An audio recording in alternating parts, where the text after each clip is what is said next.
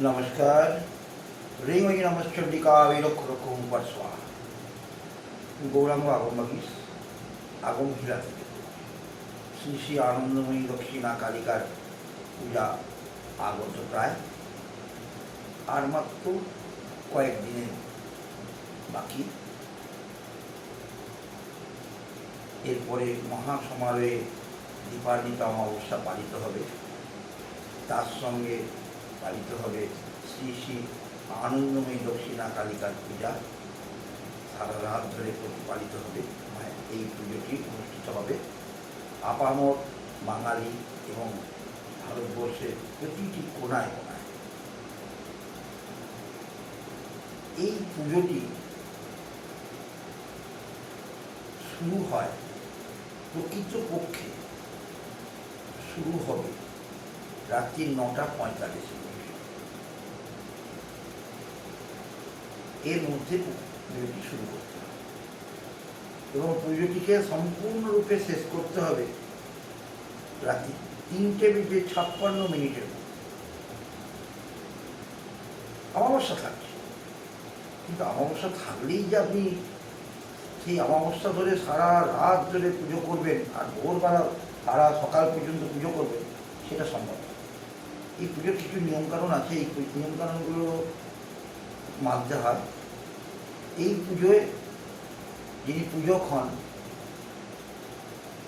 তিনি একটিমাত্র পুজো করতে পারেন, সংকল্প একটিমাত্র হবে। এই পুজো করতে গেলে তেমন কোনো নিয়মকানুন নেই, তবে আত্মনির্ভরশীল হয়ে এই পুজো করা উচিত। এবং এই পুজোটি সম্পূর্ণ তান্ত্রিক তন্ত্রোক্ত উপায়ে পুজো, বৈদিক উপায়ে পুজোর কোনো স্থান নেই। দক্ষিণাকালী পুজো বৈদিকভাবে হতে পারে না। বৈদিক পুজো আমার ইতিহাস মনে হয়, আমার যেটুকু নিয়ে আমি পেয়েছি, কালী পুজো বৈদিক পুজো নয়। কারণ এই পুজোটি 4টি প্রহরে পুজো হবে, 4 বার 4 রকমের পুজো। এবং প্রহর সেই অর্থে কোনো ভাগ করা নেই, তবে পুজোর মধ্যে যারা পূজক হন তারা অবশ্যই বুঝে যাবেন কোনটা কোন প্রহরের পুজো। আর পূজক সারাদিনে একটিমাত্র কালী পুজো করতে পারে, দীপান্বিতা অমাবস্যা। ফলপ্রসূ, অত্যন্ত ফলদায়ী অমাবস্যা। এই অমাবস্যায় মাতৃ আরাধনায় গতি হতে প্রত্যেকটা সাধক চান তার নিজ নিজ স্থানে বসে মায়ের আরাধনা করবেন, মাকে ডাকবেন, মায়ের পূজা পাঠ করবেন যথা উপচারে।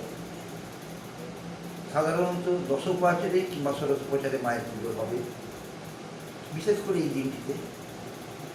আর বাকি পুজোর ব্যাপারে সেরকম কিছু বলবো না। বলিদান তো অবশ্যই আছে এই পুজোতে, তবে পশু বলির পক্ষপাতিত্ব আমি করি না। আমি ফল বলির পক্ষপাতিত্ব, আমার নিজ গৃহে ফল বলি হবে। অবশ্যই ফল বলি দেওয়া উচিত।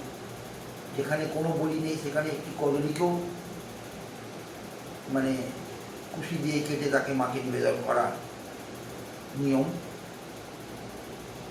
এই পুজোয় রক্তচন্দন বেশি পরিমাণে ইউজ হবে। এই পুজোয় তুলসীপত্র গায়ে হবেই না বলা যায়, আছে 2-1 জায়গায় তুলসীপত্র আছে। বিল্বপত্র, বজ্রপুষ্প, জড়ি পুষ্প অবশ্যই ব্যবহৃত হবে, কমল পুষ্প এগুলো অবশ্যই ব্যবহৃত হবে। আর তন্ত্রোক্ত উপচারে মায়ের পুজো হবে। মন দিয়ে আনন্দ সহকারে পুজো করুন এবং চেষ্টা করবেন নিরম্ব উপবাস না করেই পুজো করা। এতদিন তো নিরম্ব উপবাস করে মায়ের পুজো করলেন, এবার অন্য তরমুজ জাতীয় কোনো খাবার খাবেন না, না খেয়ে আপনি মায়ের পুজো করুন, মায়ের পুজোয় গতি হন, মাকে ডাকুন, মন প্রাণ দিয়ে ডাকুন। মায়ের কাছে পুষ্পাঞ্জলি নিবেদন করুন, আর চেষ্টা করুন সারা রাত জাগ্রত। যেমন কোজাগরী পূর্ণিমার দিন সারা রাত জেগে মায়ের পুজো করতে হয়, তেমনি এই অমাবস্যাটিতে সারা রাত মায়ের কাছে জেগে কাটাবার ব্যবস্থা করুন, ফল আপনি পেতে পারছেন।